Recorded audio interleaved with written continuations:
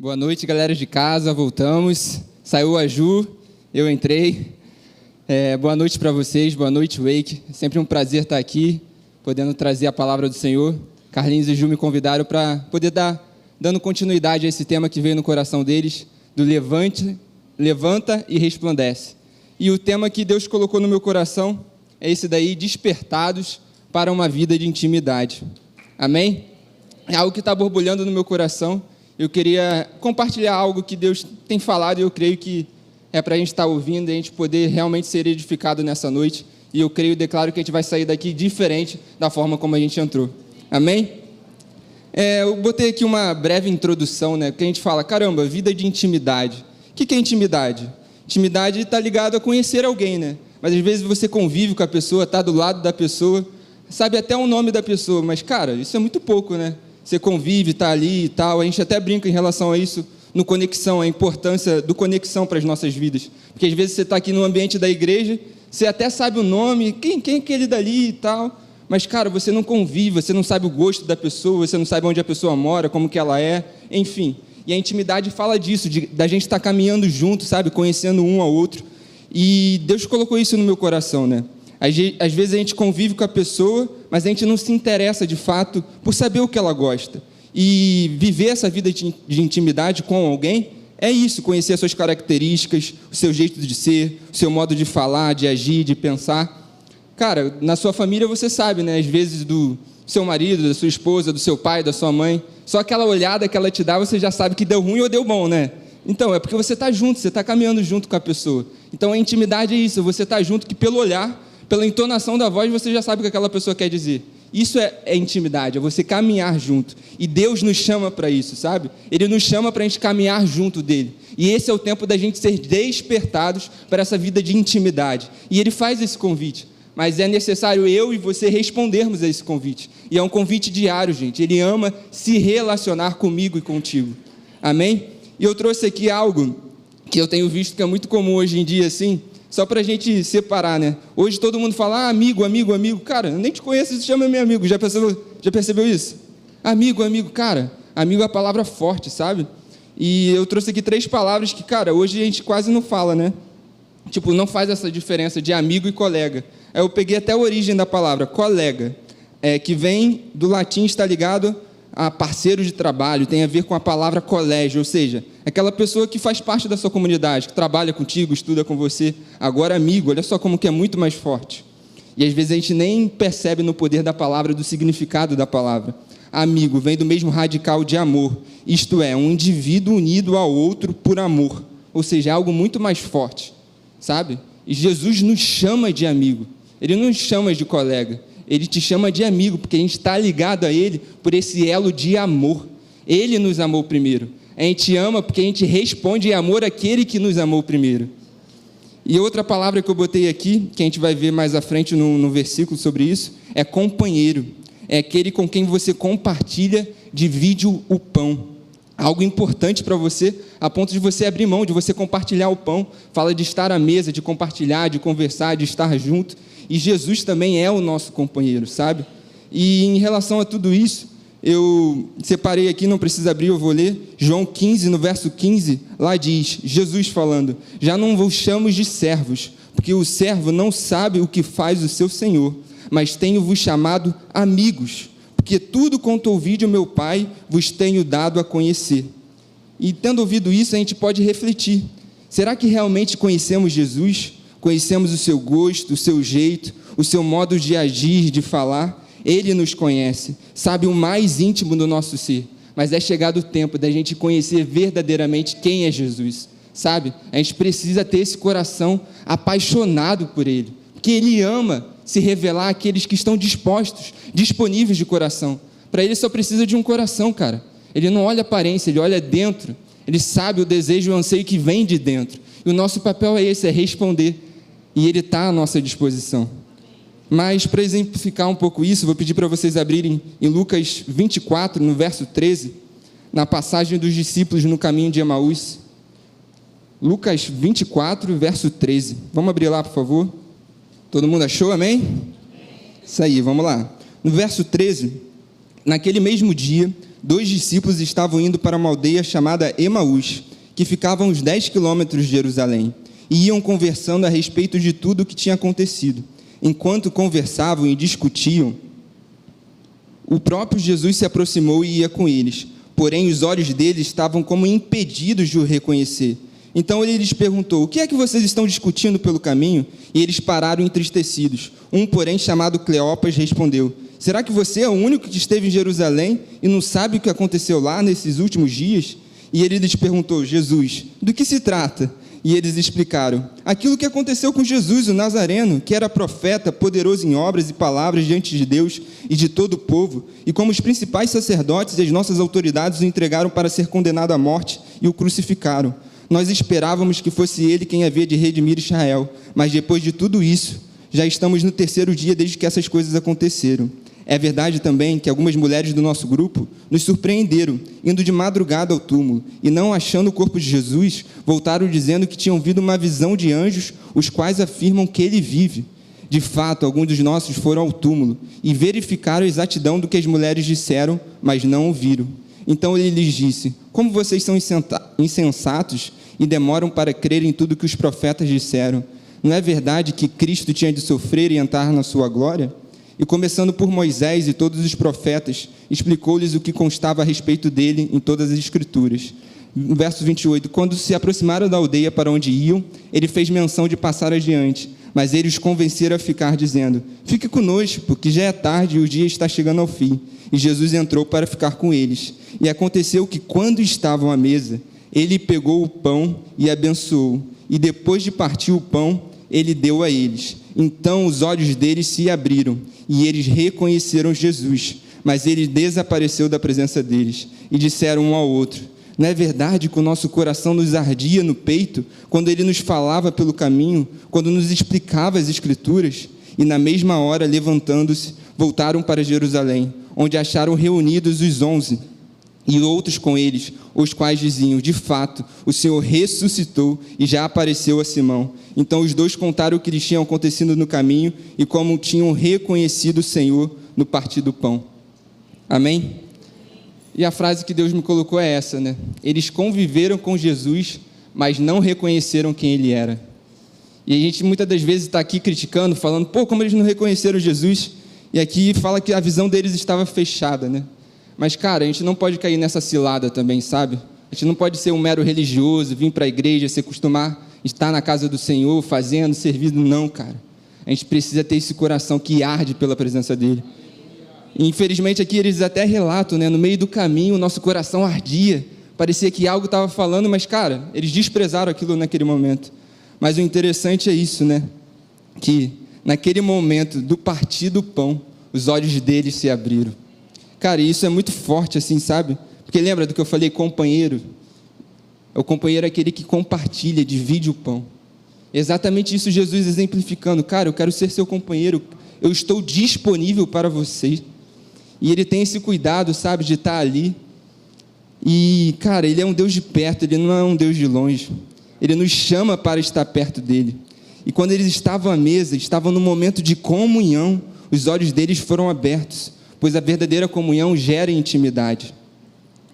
Eu botei no próximo slide: só a partir de uma vida de comunhão será gerada uma intimidade, e a partir disso os nossos olhos se abrirão, assim como dos discípulos se abriram.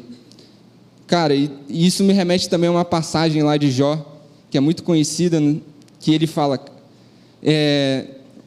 eu te conhecia só por ouvir falar, mas agora os meus olhos te veem. E, cara, ele fala isso já no fim da jornada dele, de tudo aquilo que ele passou, daquilo que ele sofreu, daquilo que ele padeceu. Mas não necessariamente a gente precisa viver isso para os nossos olhos serem abertos. Jesus está disponível para mim e para você hoje. Ele te chama para ter uma vida de companheirismo, ele quer compartilhar, dividir o pão, falar sobre quem ele é. Mas nós precisamos estar disponíveis e essa chama precisa estar acesa dentro de nós. Ele se coloca à disposição. E o nosso relacionamento, galera, é pessoal, sabe? A gente não pode negligenciar ou terceirizar isso para outras pessoas. Ah, não, o líder está ali em cima, ele sabe a palavra. Ah, o pastor está ali e ele entende. Não, cara. O relacionamento é algo exclusivo, íntimo, pessoal, comigo e contigo. E ele não abre mão disso. E a gente não pode terceirizar e colocar isso na responsabilidade de outro, sabe? Do meu pai, da minha mãe, do meu cônjuge, quem está do meu lado. Não, cara. Deus te chama para viver uma vida de intimidade com você, Ele e você. E só basta a mim e a você responder, cara. Ele está disponível nessa noite, todas as noites, sabe? E Ele depende da nossa resposta a Ele. E Deus colocou no meu coração aqui 3 aspectos para a gente conversar um pouco e que eu considero importante em relação a essa vida de intimidade, para que realmente os nossos olhos possam estar abertos, os nossos olhos espirituais, para que a gente possa ver e enxergar as coisas de uma maneira diferente. E o primeiro passo que eu coloquei aqui é aprender a temer a Deus, amém? E lá em Salmos 25, no verso 14, diz: a intimidade do Senhor é para os que o temem, aos quais Ele dará a conhecer a sua aliança. Caramba, olha que interessante, né? Ele falando, a intimidade do Senhor não é para qualquer um, é para aqueles que o temem, aos quais Ele dará a conhecer a sua aliança. Outras versões falam de segredos. Cara, eu e você, a gente não sai contando segredo para qualquer um, conta? Não, a gente conta naquela pessoa que a gente confia, que a gente sabe que não vai falar. E, cara, é a mesma coisa com Deus. Por que Ele estaria falando qualquer coisa para qualquer um? Não. Ele conta comigo, contigo, mas a gente precisa ser pessoas em quem Ele pode confiar. E quem Ele confia? Aqueles que verdadeiramente temem ao Senhor. Eu botei aí no próximo slide. Nós precisamos ser pessoas em quem Deus pode confiar. Mas antes disso, precisamos aprender a viver uma vida de temor. Ele precisa ser o Senhor das nossas vidas. Amém? E, cara, uma vida de temor é uma vida na qual Ele é reverenciado, na qual Ele é honrado, na qual Ele, cara, é respeitado, sabe? Ele está acima de qualquer outra coisa. E a gente fala Senhor, Senhor, mas será de fato que Ele tem sido o Senhor das nossas vidas? Senhor é aquele, cara, que está acima de tudo. Você é servo, você se coloca na submissão, debaixo da vontade e da direção dEle para a sua vida. E Ele nos chama nesse tempo para sermos pessoas que valorizam quem Ele é acima de qualquer outra coisa, sabe? A nossa vida, cara, não é mais nossa, é dEle, pertence a Ele. E Ele precisa ser o nosso tudo de fato, Ele precisa ser o Senhor das nossas vidas. E eu botei aqui, não podemos tratar Deus como homem, não podemos entrar na sua presença de qualquer forma, ao mesmo tempo que Ele é nosso Pai. Ele é o Rei que está sentado no trono e governa para a eternidade. E isso é legal, né, cara? Que Deus é o nosso Pai, nós somos filhos. Quando você entrega a sua vida para Jesus, você se torna uma nova criatura, você tem livre acesso ao Pai. E Jesus veio trazer isso. Esse caminho que nos conduz à sala do trono, a gente tem livre acesso, a gente pode chegar, mas ao mesmo tempo a gente também tem que ter um verdadeiro temor. Você se apresenta na frente de uma autoridade, de um rei de qualquer forma? Não. O que você vai fazer diferente na frente, cara, do Rei dos Reis, do Senhor dos Senhores, do Criador dos céus e da terra, que é todo poderoso Senhor, sabe? A gente não pode perder esse temor ao Senhor. Isso fala de ter um caráter aprovado diante dele, sabe? De ter o nosso coração rendido, sabe? Para que Ele seja exaltado. Ele precisa ser o Senhor das nossas vidas. E eu falo isso para mim também. É todos os dias a gente colocar Ele lá em cima, sabe? Valorizá-lo, colocar isso em alta no nosso coração, essa consciência de que Ele é Senhor das nossas vidas. Eu coloquei aqui também, precisamos ter em mente os atributos imutáveis de Deus. Eles precisam ser enxergados de forma conjugada e não isolada.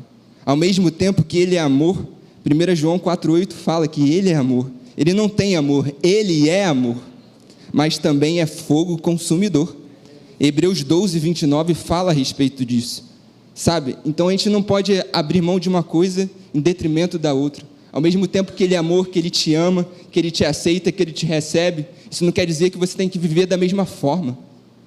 Ele espera de nós uma resposta, uma vida de obediência, uma vida de temor a isso, uma vida de obediência, de resposta, de dizer sim para Ele. Independente do jeito que você está hoje, no lugar onde você se encontra, se você responder ao Senhor, Ele vem, Ele te encoraja, Ele te levanta, Ele te capacita, o Espírito Santo vem sobre a sua vida, sabe? Mas é necessária a nossa entrega, a nossa resposta, para que a gente possa viver essa vida de intimidade, para que Ele possa compartilhar comigo e com você os segredos dele, sabe? O evangelista Edson Teixeira falou que ele acredita no seu potencial. Muitas das vezes a gente não acredita em nós mesmos, mas Ele acredita em mim e em você. Antes de você ser concebido no ventre da sua mãe, Ele já tinha planos e propósitos para a sua vida. Mas para que eles possam se concretizar, você tem que responder ao chamado dEle, cara, ao convite dEle. Ele está disponível nessa noite, não só nessa noite, mas todos os dias, para que a gente possa viver essa vida de intimidade, de comunhão. É nessa comunhão que nós somos, cada vez mais parecidos com Ele. E eu coloquei aqui, né, que existe uma grande diferença entre ter temor e ter medo. Medo é diferente. O medo nos afasta, mas o temor nos aproxima. E isso me lembra lá o povo de Israel, quando Moisés estava lá com Deus e foi dado os 10 mandamentos, as tábuas e tal. E Deus se apresentou ali de forma poderosa, assim, né? Isso gerou meio que um medo na galera lá no povo de Israel. E o povo teve medo. E lá, depois você pode ler em casa, Êxodo 20, Deuteronômio 5, relatam essa experiência. Que ao ouvirem a voz do Senhor, eles se tremeram. Mas ali não era um verdadeiro temor ao Senhor, era um medo que estava instalado. Isso fez com que eles se afastassem. Eles falaram, eles colocaram Moisés para Moisés ser o intermediador entre Deus e eles. Mas hoje a gente vive, a gente não pode fazer isso. Que nem eu falei antes, sabe? A gente não pode deixar outra pessoa ser o comunicador entre eu e aquilo que o meu pai quer falar comigo. A gente não pode terceirizar e colocar isso na responsabilidade de outra pessoa. Ele quer falar com você. E graças a Deus que nós temos o Espírito Santo de Deus. Ele habita dentro de mim, de você, sabe? Que privilégio nós temos. Na antiga aliança eles não tinham, e hoje eu e você nós temos. O próprio Deus, a pessoa do próprio Deus habitando em mim e você. Já parou para pensar nisso? É tão maravilhoso, né? Enfim, mas a gente não pode cair nessa armadilha. Eles queriam que Moisés ouvisse por eles. Nós devemos ser apaixonados por Jesus. Quando nós somos apaixonados, né, a gente está ali no início do namoro, os nossos olhos brilham, fica até meio bobo, né? Todo mundo olha assim, está meio bobinho, né? Seus olhos brilham, você está ali apaixonado e tal. A gente tem que ter a mesma coisa com Jesus, sabe? Ele precisa ser, sabe, isso não pode ser apagado dentro da gente. O Natan falou, semana passada, se você não estava aqui, ouve, das águas mornas. A gente não pode cair nessa cilada, gente. Isso precisa estar aceso dentro da gente, essa paixão por Jesus. Ele nos ama incondicionalmente. Ele deu a sua própria vida por amor a mim e a você. Por isso hoje nós estamos aqui. Então que eu e você possamos ser apaixonados por Ele. Que os nossos olhos possam estar em Jesus, fitados, fixados nele, o autor e consumador da nossa fé. Porque a palavra diz, quando os nossos olhos forem bons, todo o nosso corpo será luz. Não é uma parte do nosso corpo, todo o nosso corpo será luz. Nós iremos resplandecer essa luz que habita dentro de mim e de você. Amém? E o segundo ponto que eu coloquei aqui em relação a essa vida de intimidade, esteja pronto para ouvir. Vamos abrir lá em João 10, por favor. No verso 1 ao 5. Eu botei, né? Jesus é o nosso bom pastor. Precisamos estar atentos e sensíveis à voz dele, por intermédio do seu Espírito Santo. Eu botei entre parênteses exatamente o Espírito Santo, para a gente trazer e saber, que ele enviou o seu Espírito. Um pouquinho depois, lá em João 16, fala, ele foi, mas não nos deixou órfãos, enviou o seu Espírito. Mas eu vou até ler aqui, vamos lá antes, desculpa, abre lá em João 16, por favor. Depois a gente volta. No verso 7, Jesus falando sobre a obra do Espírito Santo. Mas eu lhes digo a verdade, olha só, é melhor para vocês que eu vá, porque se eu não for, o Consolador não virá para vocês, mas se eu for, eu enviarei a vocês. E quando ele vier, vamos pular agora para o verso 13. Porém, quando vier o Espírito da verdade, ele os guiará em toda a verdade. Ele não falará por si mesmo, mas dirá tudo o que ouvir e anunciará a vocês as coisas que estão para acontecer. Ele me glorificará, porque vai receber do que é meu e anunciar isso a vocês. Esse é o trabalho do Espírito Santo, de anunciar quem Jesus é. E ele chega ao ponto de dizer, é melhor que eu parta, é melhor que eu vá, porque eu vou voltar para vocês, eu não vou deixar vocês órfãos. É o Espírito, é a pessoa do Senhor habitando em mim e em você. É o Espírito Santo, o verdadeiro conselheiro, que nos guia a toda a verdade. E aqui a gente vai falar de Jesus sendo o nosso bom pastor, mas ele se comunica comigo e com você através do Espírito Santo dele, da própria pessoa dele habitando em mim e em você. Nós somos santuários de Deus. Então vamos voltar lá para o capítulo 10, por favor. Está pertinho aí, João 10, a partir do verso 1. Lá diz: em verdade lhes digo, quem não entra no curral das ovelhas pela porta, mas sobe por outro lugar, esse é ladrão e salteador. Aquele, porém, que entra pela porta, esse é o pastor das ovelhas. Para este o porteiro abre, e as ovelhas ouvem a sua voz. Ele as chama as suas próprias ovelhas pelo nome, e as conduz para fora. Depois de levar para fora todas as que lhe pertencem, vai na frente delas, e estas o seguem, porque reconhecem a voz dele. Mas de modo nenhum seguirão o estranho.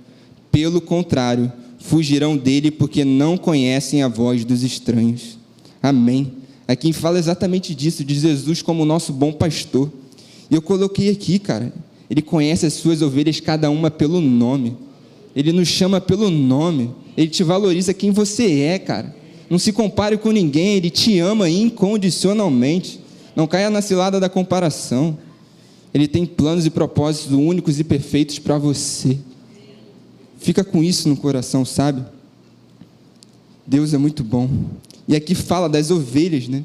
Que ele vai à frente, que ele conduz as ovelhas para fora. Nós fomos separados para ele e por ele, para viver essa vida, para as boas obras que ele já tem de antemão preparado para mim e para a sua vida. Então que a gente possa estar atento, sabe? Valorizando a voz do Senhor por intermédio do seu Espírito. E aqui fala das ovelhas seguindo. Acho que o pastor Hélio já passou um vídeo, né, das ovelhas aqui. É bem interessante isso, né? Que está ali o pastor das ovelhas, elas estão ali, beleza. Mas quando vai qualquer outro, elas simplesmente param, elas não reconhecem, sabe? Mas aí quando vem o verdadeiro pastor, prontamente elas respondem, porque elas reconhecem a única e verdadeira voz daqueles que têm que dar a direção para a vida delas. Cara, e Jesus é tão perfeito que ele faz essas analogias, né? Para que a gente possa entender. E assim é comigo e contigo. Muitas vozes a gente tem aí, mas só uma é verdadeira. E aqui fala que eles fugirão, sabe? Isso quer dizer, cara, a gente pode ouvir outras vozes, mas a gente não pode considerá-las, sabe? Elas vão vir tentar falar no nosso ouvido, mas a gente só pode considerar, dar crédito e valor àquilo que Deus fala através da sua palavra, por intermédio do seu Espírito. Eu botei aqui, cuidado. Hoje em dia temos muitas distrações e vozes parecidas com a verdade, mas somente uma é verdadeira. Cara, o engano tem cada vez mais aumentado do lado de fora, né? E a igreja precisa estar alerta, cara. E qual é a nossa segurança? É ouvir a voz do nosso bom pastor. É a voz segura, isso fala de um lugar de segurança. Ali você ouvindo, dando a verdadeira atenção, crédito, valor, consideração, a voz do Espírito Santo. Isso é um lugar seguro para mim e para a sua vida. Ainda mais no tempo que a gente tem vivido aí fora. Então não abra mão de estar atento, com os ouvidos espirituais sensíveis à voz do Senhor. Isso fala de uma vida de comunhão, e a verdadeira comunhão gera intimidade. E é a intimidade que Deus quer ter conosco. Ele ama isso, Jesus ama isso. A gente vê vários relatos da palavra, e ele ali, a galera não enxergando quem ele era, os discípulos no caminho de Emaús, mas ele estava ali tentando falar com amor, e ao partir do pão, os olhos deles foram abertos. A gente não pode abrir mão de, cara, estar ali com Deus, compartilhando o pão. Cara, a Bíblia chega a dizer que ele é o pão vivo que desceu do céu. Ele é o verdadeiro alimento, ele que nos alimenta, ele é a fonte de vida, de nutrientes, de tudo que eu e você precisamos nesse tempo. Não abra mão disso, de viver essa vida de intimidade com o Senhor.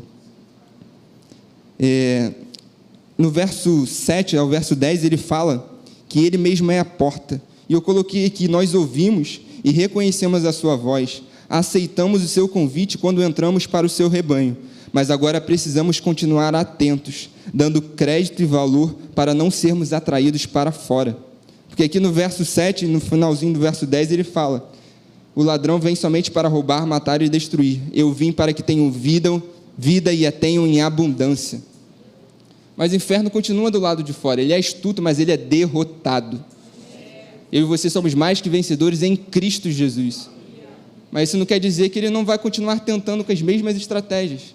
Mas se a gente realmente estiver atento, dando o devido valor e consideração à voz do Espírito Santo, você não vai se desviar do caminho dele.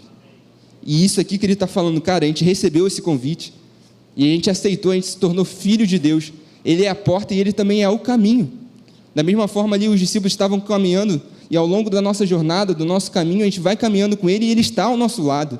Isso, a gente tem louvado, engrandecido o nome dele, que ele está conosco todos os dias da nossa vida. Mas a gente precisa estar atento, a gente não pode se distrair nesse tempo. Amém? E o terceiro ponto que eu coloquei aqui é: decida priorizá-lo. Lá em Salmos 27, 4. Salmo maravilhoso, depois você pode ler em casa. Sempre bom ler a Bíblia, amém? Glória a Deus, isso aí.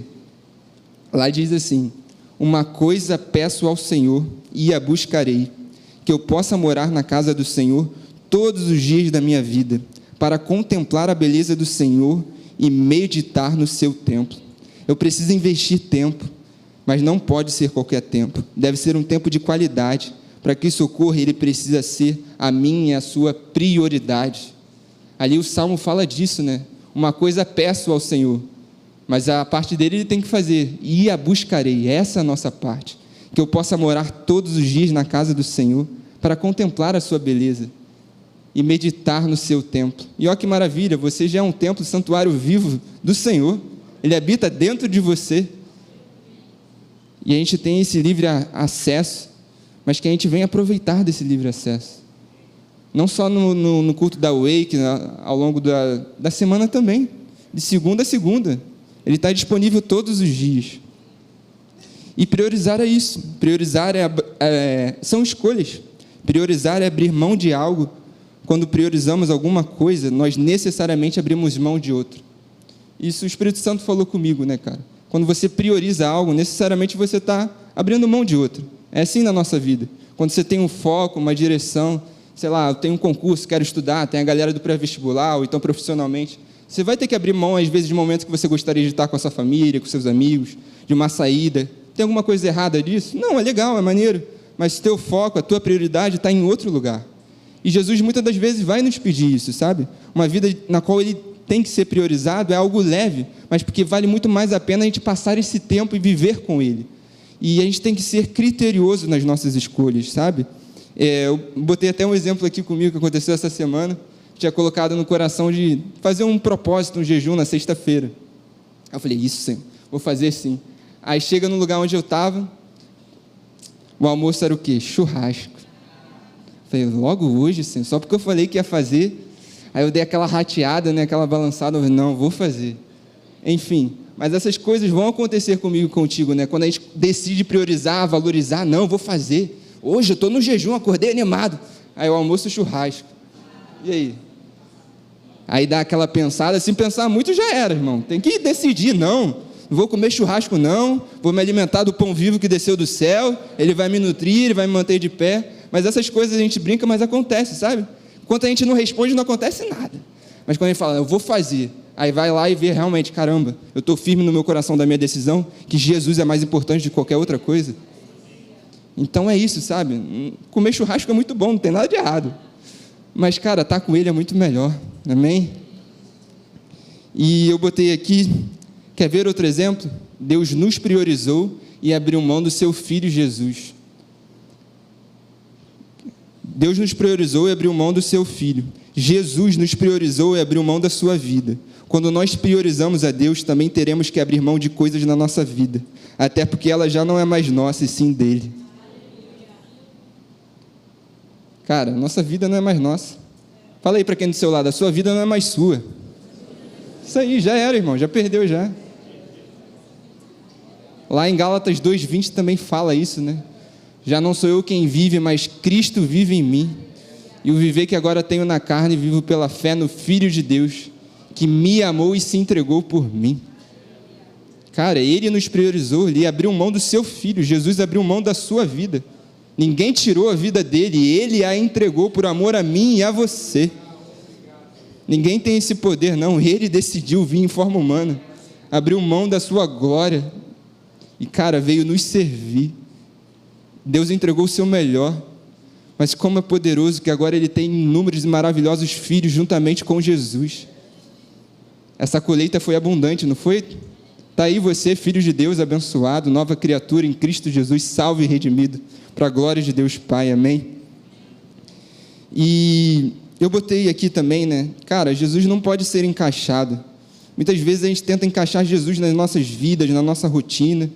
Pelo contrário, ele precisa ser o centro de tudo. A nossa vida tem que ser construída com base nele.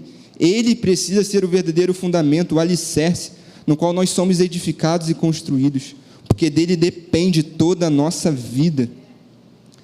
E o pastor Carlinhos dá uns exemplos muito bons, né? Eu lembrei de um aqui, né? Tipo assim, uma pessoa que está ali nadando e tal, ela dá uma mergulhada. E quando ela está ali nadando, não sei o que e tal, beleza, mas quando ela sobe, ela dá aquele fôlego, aquele ar, entra a necessidade daquele ar para ela respirar. É a mesma coisa com Deus, cara, com Jesus. A gente não consegue viver sem Ele, sabe? Só que às vezes a gente não para perceber isso, né? E eu botei aqui, nós respiramos inconscientemente. Nós não vemos o ar, a gente não pensa para respirar. É um movimento involuntário porque faz parte da nossa natureza, da nossa sobrevivência. Da mesma forma ocorre com Jesus. Nós dependemos dele para vivermos. É intrínseco à nossa nova natureza. Não tem como. Da mesma forma que você precisa do ar para você estar vivo, respirando aqui, cara, você precisa dele para viver. Ele é nosso tudo. Dele depende a nossa vida. E tem uma passagem que eu amo, que é em João 15, que ele fala que ele é a videira e nós somos os ramos. E aquele que permanece nele, ele permanece em nós. E esse cresce e dá muitos frutos. E ele termina não, né? Na continuidade do versículo ele fala, porque sem mim nada podeis fazer. Sem ele a gente não pode nada, a gente não é nada. E ele precisa ser o nosso tudo, sabe? A gente precisa permanecer nele, ligado a ele. Ele é a videira, nós somos os ramos. É ele, cara, sem ele não dá. Sem ele a gente não pode nada. E ele precisa ser real e permanecer aceso dentro de mim e de você. O Natan até falou semana passada de Levítico 6, no verso 12, eu também já estava meditando, e lá fala sobre esse fogo, né? Da responsabilidade que o sacerdote tinha.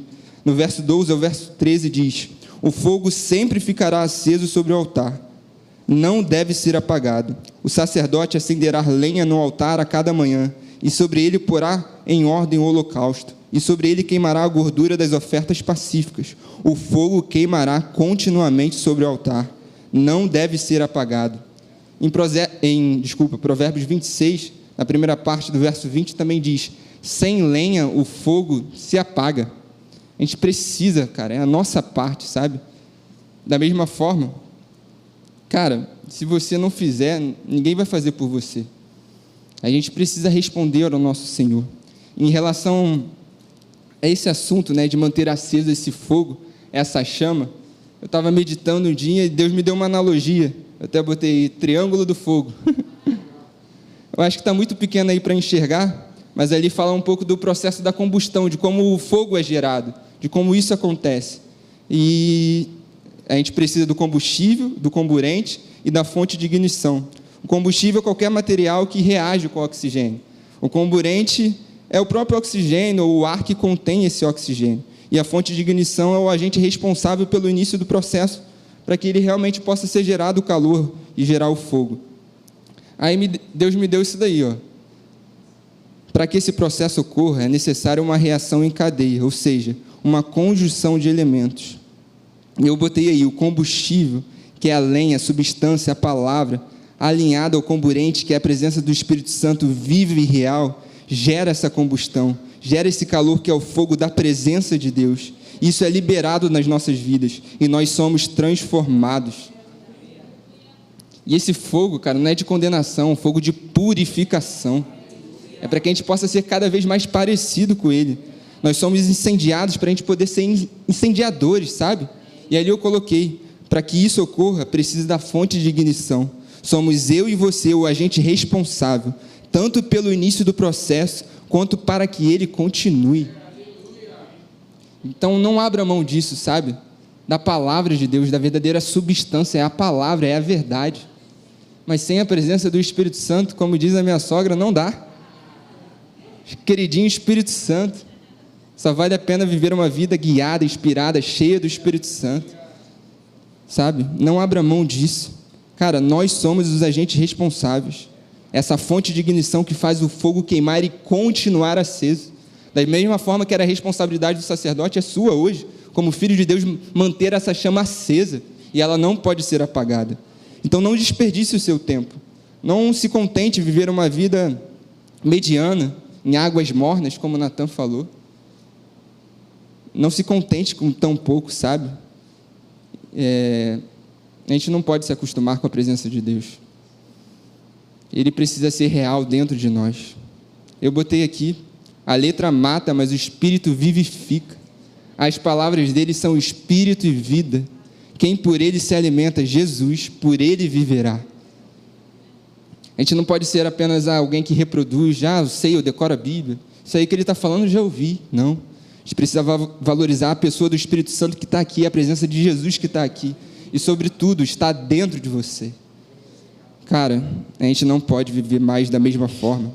Precisamos da presença dele viva e real dentro de nós, desse fogo aceso.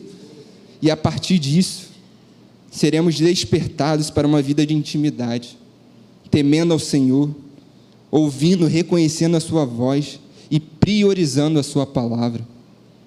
Esses 3 aspectos que o Espírito Santo está falando essa noite. Uma vida de temor, sabe? A sua verdadeira intimidade ele dá àqueles que o temem, aqueles que reverenciam, aqueles que honram, aqueles que obedecem, aqueles que se submetem à sua vontade, mesmo quando não é a sua vontade. Jesus obedeceu. Ele falou, se possível, aparta de mim esse cálice, mas que seja feita a sua vontade. Ele veio em forma humana, ele também sofreu, ele também estava no mesmo lugar que eu e você estamos. Mas ele decidiu responder e fazer a vontade do Pai. E hoje nós estamos aqui por causa da decisão e da obediência dele.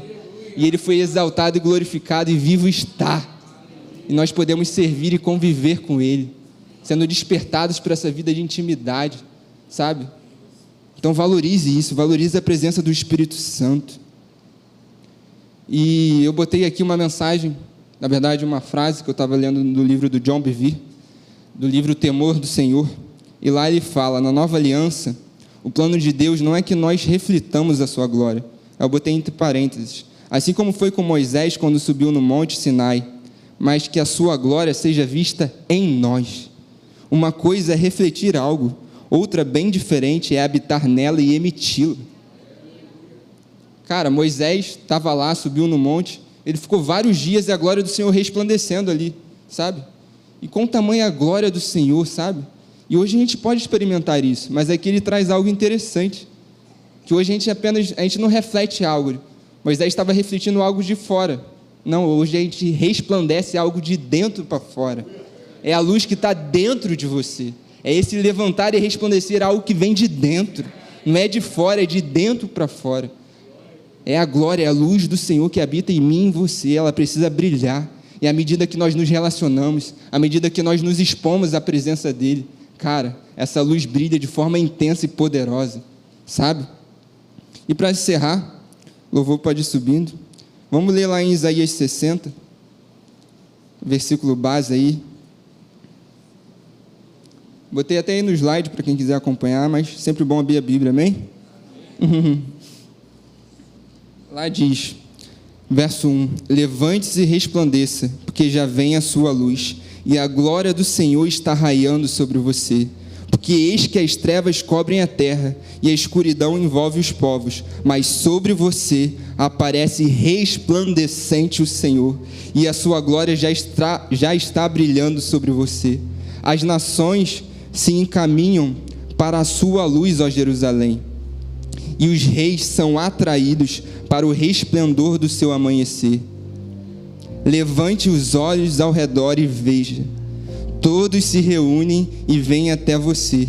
Os seus filhos chegam de longe, e as suas filhas são trazidas nos braços.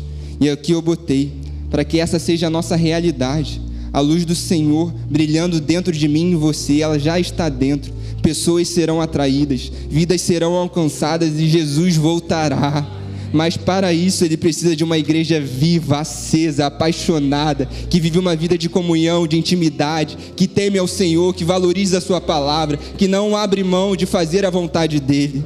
a fim de que Ele possa ser glorificado, a fim de que Ele possa ser exaltado, a fim de que essa luz possa brilhar. Ela já está dentro de você, que você possa resplandecer algo que já está dentro de você. Amém? Obrigado, Jesus, tu és lindo. Obrigado, Jesus.